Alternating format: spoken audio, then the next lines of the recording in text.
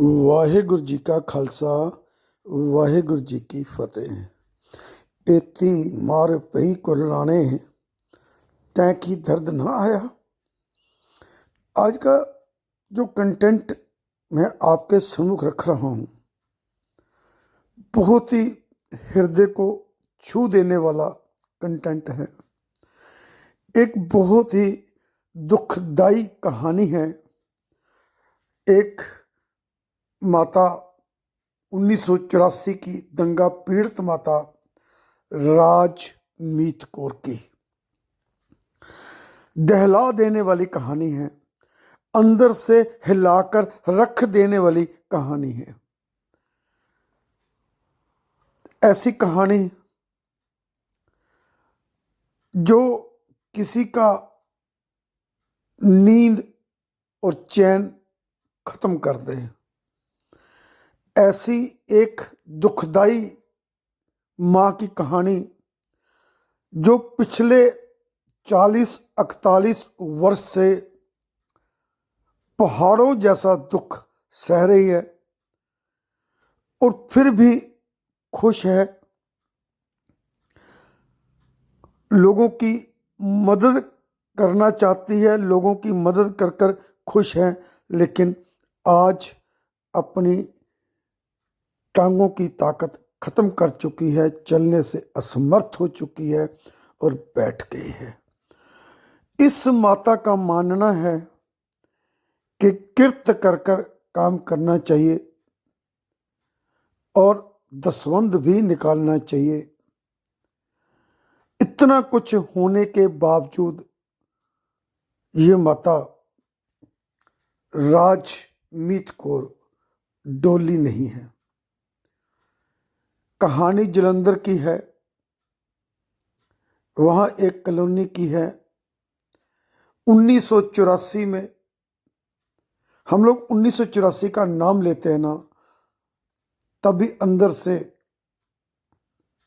एक चीस निकलती है जब हम 1984 को याद करते हैं। जानबूझकर नोइंगली लोगों के ऊपर हमला किया गया, उनके बच्चों को जलते टायरों में डाल दिया गया,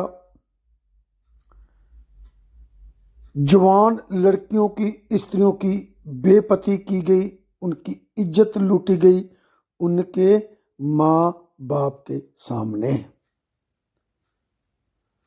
और जब ये चीजें सामने आती हैं, कोई आपको याद दिलाता है, किसी की आंखों के सामने बीतता होता है, तो सुनना ही बहुत मुश्किल हो जाता है।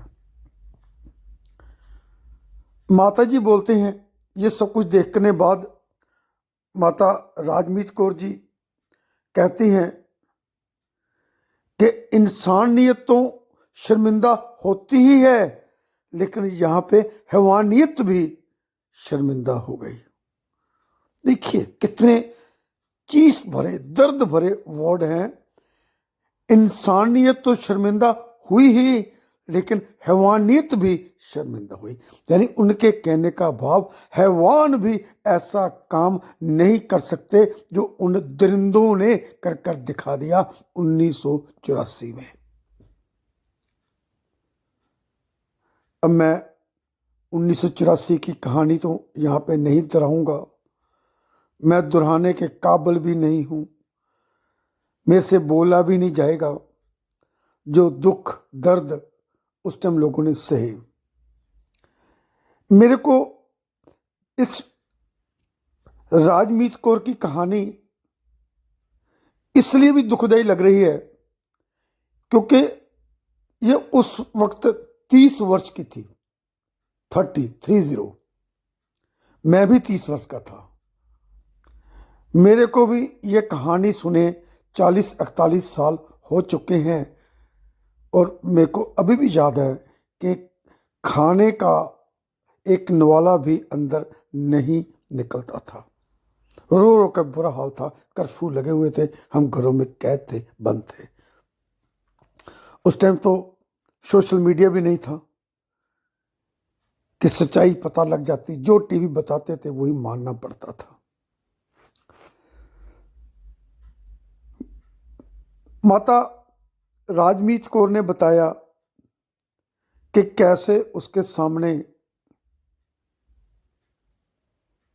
बच्चों को जिंदा जलाया गया, औरतों को बेइज्जत किया गया, उनकी इज्जत लूटी गई। ये सब कुछ इस औरत ने अपनी आंखों से देखा है। बहुत मुश्किल है, हम तो सुन भी नहीं सकते। ऐसा वक्त कभी ना आए, किसी के लिए भी ना आए। मैं तो यहां तक बोलूंगा कि दुश्मन के लिए भी ना आए। माता की सेवा एक किराए पे मकान पे रह रही है। किसी जॉब करती थी किसी फैक्ट्री में, 2,000 रुपया किराया देती हैं। अब 2-3 साल से असमर्थ है चलने फिरने से, इलाज नहीं हो रहा, पैसा बहुत चाहिए। जितना पैसा था वो खर्च हो चुका है। तो किसी ने बताया मनुष्यता की सेवा को, सरदार गुरप्रीत सिंह मिंटू जी को, और सरदार गुरप्रीत सिंह मिंटू जी जलंधर पहुंच गए उनका रेस्क्यू करने के लिए, उनको लाने के लिए। सपनों के घर में जाकर उनके चरण स्पर्श किए, पांव उनके पकड़े, दबाए और उनको गले के साथ लगाया, उनका आशीर्वाद लिया, उनके आंसू पहुंचे और बोला कि मैं आपका बेटा हूं। ये बहुत दुखदाई बात है कि रामजीत कौर जी का आज कोई भी नहीं है, न बेटा न बेटी, न बहन न भाई, न घरवाला, न माँ न बाप, न दादी न दादा, न नानी न नाना, न मामे न मामी, न मासी न मासड़, कोई भी नहीं है। लेकिन सबसे खूबसूरत बात क्या लगी? पंडित जी, जो आप लाल चोले में, भगवे चोले में पंडित जी देख रहे हो, दंगे हुए हिंदू सिख बोलकर कि सिखों को मारो, और अब वही हिंदू पंडित जी उस मां के बेटे बनकर उसकी सेवा कर रहे हैं। Pandit ji, salute to you, salute to you, millions times salute to you. माता बताती हैं कि पंडित जी की वाइफ पंडितानी जी उनका मल मूत्र कढ़ाई में लेकर बाहर फेंकने जाती हैं, उनको आकर करवाती हैं मलमूत्र और नहलाती भी हैं, क्योंकि वो असमर्थ हैं अपने आप कुछ करने के लिए, अपनी रोजमर्रा एक्टिविटीज करने के लिए असमर्थ है। सल्यूट टू दिस पंडित कपिल। मैं जितनी भी सराहना करूं उतनी कम है, लेकिन जो गवर्नमेंट है वह उस मोहल्ले का कोई काउंसलर होगा, कोई नहीं पूछता। माता को कोई ड्राई फ्रूट का डब्बा देके गया सुनील कुमार, कंपनी का मैनेजर जहाँ पे एक काम करते थे। माता ने पंडित जी को चाबी दी कि जा वो डब्बा निकाल कर ला, गुरप्रीत जी को हम कुछ उनकी सेवा करते हैं, उनको कुछ छकाते हैं। पंडित जी वो डब्बा लेकर आए तो इस दलेर माता ने, रामजीत कौर जी ने, न केवल ये ड्राई फ्रूट बांटा गगन मिंटू जी को, गुरप्रीत मिंटू जी को, लेकिन सबको, जितने मोहल्ले के लोग वहां पे इकट्ठे हुए थे, सबको बोला गुरप्रीत जी ने कि ये माता से प्रसाद ले लो। जो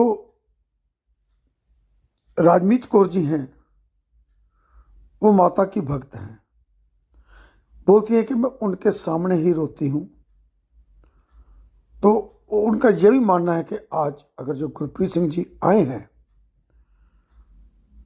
तो उसी वजह से आए हैं।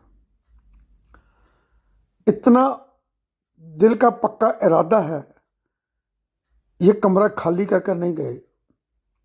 कहती मैं फिर आऊँगी, मैं फिर यहीं रहूँगी, मैं फिर किरत करूँगी, मैं इस मोहल्ले में रहूँगी, मैं इस मोहल्ले की माँ हूँ, मेरे को सब माता कहकर बुलाते हैं। सल्यूट टू यू बहन राजमीत Kaur ji, salute to you. आप बहुत दिलेर हो, 40 वर्ष से अकेले रह रहे हो और मोहल्ले वाले बच्चों को आपने अपने बच्चे बना रखे हैं।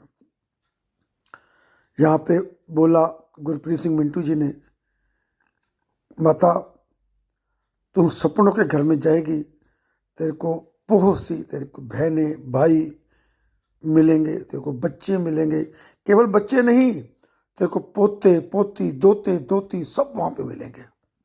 बहुत बड़ा परिवार है मेरा, 800 से ज़्यादा लोगों का परिवार है मेरा, गुरप्रीत सिंह जी ने बोला। तो वहाँ खुशी खुशी साथ जाने के लिए तैयार हो गई, क्योंकि उसको लग रहा था कि मेरी दुख तकलीफ़ वहाँ पे जाके ख़त्म हो जाएंगे, क्योंकि अपना हॉस्पिटल है सपनों के घर का, अपने डॉक्टर हैं, अच्छी तरह से इलाज किया जाएगा और ये तंदुरुस्त हो जाएंगे। आइए हम अरदास करें बहन राजमीत कौर जी के लिए कि वो जल्दी से तंदुरुस्त हो जाएं और अपना बड़ा स्वभाव, खुल दिली वाला स्वभाव, दिल की अमीर औरत राजमीत कौर फिर अपने मोहल्ले में जाए और लोगों को खुशियां बांटे। आइए हम अरदास करें इस पंडित जी के लिए भी, जिन्होंने हिंदू सिख एकता के लिए बेटा बनकर दिखाया। राजमीत कौर अखबार पढ़ रही थी और बोल रही थी कि मैं बहुत खुश हूं कि सज्जन कुमार को सजा हो रही है, लेकिन कहती ये बहुत टाइम हो चुका है, बहुत देर हो चुका है, हमारी पीड़, हमारी बुढ़ापा 30 साल से 70 साल की हो चुकी है राजमीत कौर, अब सजा मिल रही है। अभी भी कहाँ मिली है, अभी तो सजा मिली भी नहीं है। वीडियो अच्छा लगा हो तो काइंडली से लाइक कीजिए, शेयर कीजिए, कमेंट कीजिए, चैनल को सब्सक्राइब कीजिए। आपका एक एक व्यू, एक एक लाइक, एक एक शेयर, एक एक subscribe means a lot for me. फिर मिलूंगा एक नई स्टोरी के साथ, तब तक बाय बाय। आपका अपना दोस्त NPS Khalsa. Stay happy, stay blessed, stay healthy. Thank you.